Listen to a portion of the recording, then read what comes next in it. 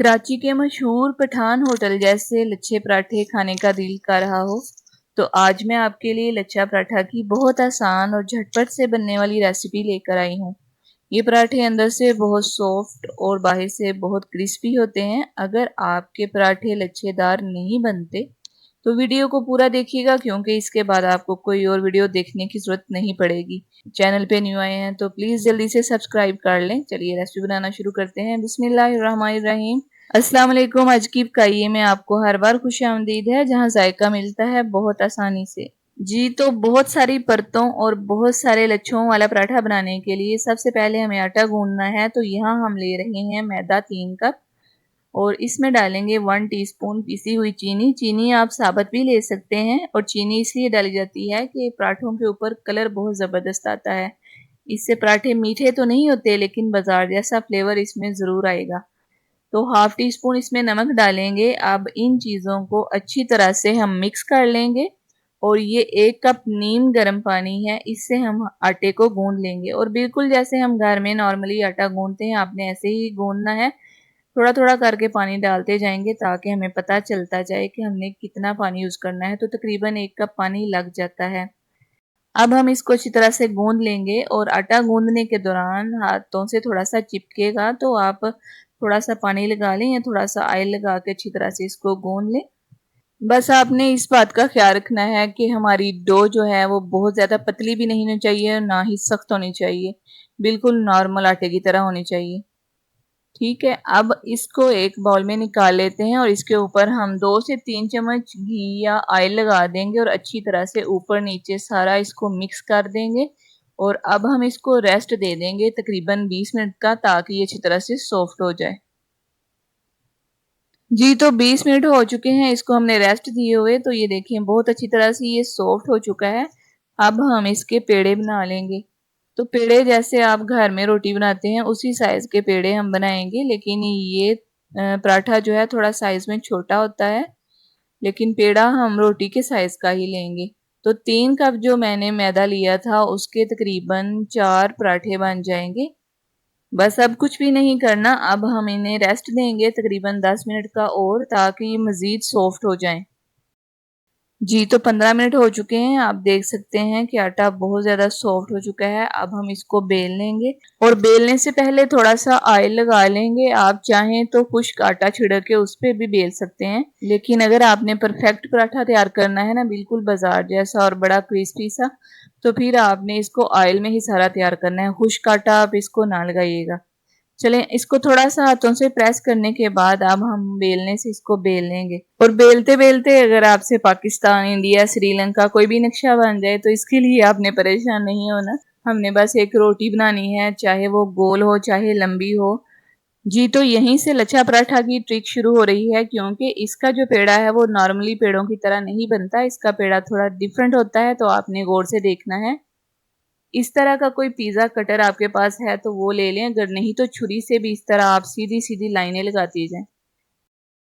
बस ये याद रखिएगा कि जितनी बारीक आप स्ट्रिप्स काटेंगे उतने ही ज़्यादा लच्छे आपके बनेंगे। और अगर पिज़्ज़ा कटर आपका चिपक रहा हो या छुरी चिपक रही हो तो थोड़ा सा ऑयल लगा लें छुरी को भी और इस रोटी के ऊपर भी। बिल्कुल आप सीधी लाइनें लगाने की कोशिश करें, अगर नहीं लगती तो रफली लाइनें लगाते जाएं, लेकिन लाइनें बहुत बारीक सी लगानी है क्योंकि हमने इसकी बारीक बारीक सी स्ट्रिप्स तैयार करनी है।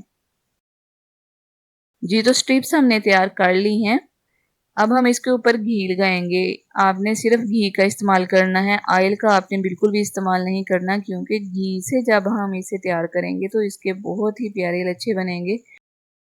जी तो घी हमने लगा लिया है। अब हम इसके ऊपर थोड़ा सा मैदा छिड़केंगे। इसके जो लेयर्स हैं आपस में इससे मिलेंगी नहीं। तो अब हम इसको रोल करना शुरू कर देंगे।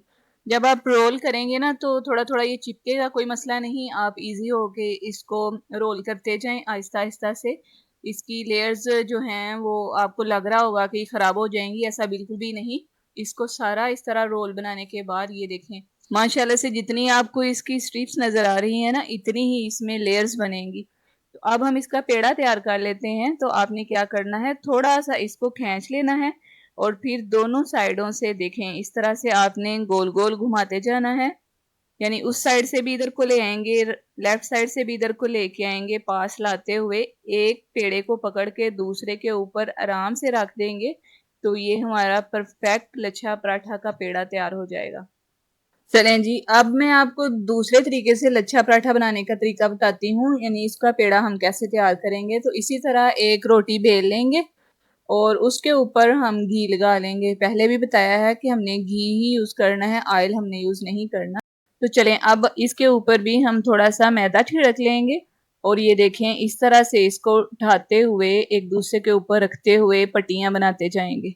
ये बिल्कुल वही तरीका है जब छोटे होते हैं हम कागज से पंखे बनाया करते थे ना, बिल्कुल उसी तरीके से इसको हम फोल्ड करते जाएंगे। तो ये देखें फोल्ड हमने कर लिया है।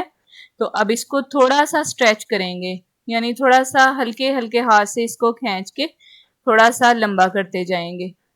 अब 3 फिंगर्स के ऊपर इस तरह रख के हम इसको रोल करते जाएंगे और जो नीचे ये थोड़ा सा हिस्सा बचेगा इसको हम नीचे की साइड पे फोल्ड कर लेंगे। तो देखें कोई मुश्किल नहीं है, बहुत आसान तरीके से ये भी एक और पेड़ा तैयार हो चुका है। हमारे दोनों पेड़े तैयार हो चुके हैं। अब हम इन्हें तकरीबन 10 मिनट का रेस्ट देंगे ताकि ये बहुत ज़्यादा सॉफ्ट हो जाएं और इनको हम अच्छी तरह से बना सकें।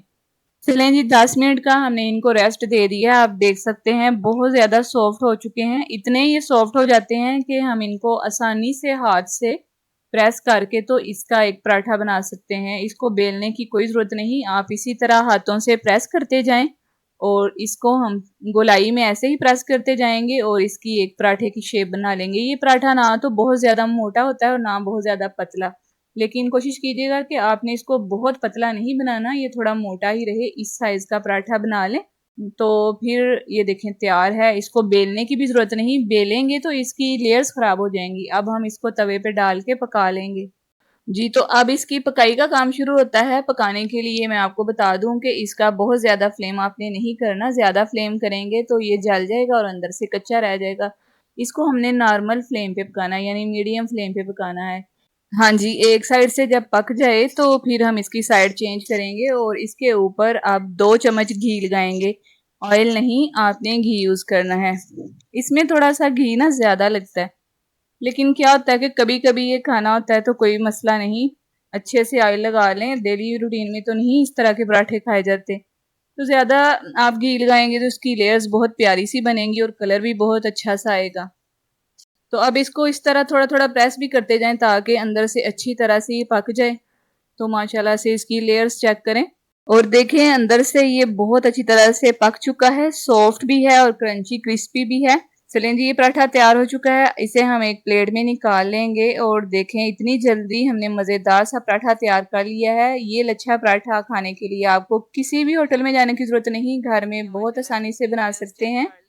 इस पराठे को आप चाय और अचार के साथ खाएंगे तो बहुत ज़्यादा मज़ा आएगा, आपको बिल्कुल बाजार जैसा टेस्ट आएगा और जिसको भी बना के खिलाएंगे उससे आपको बहुत ज़्यादा तारीफ़ें मिलेंगी।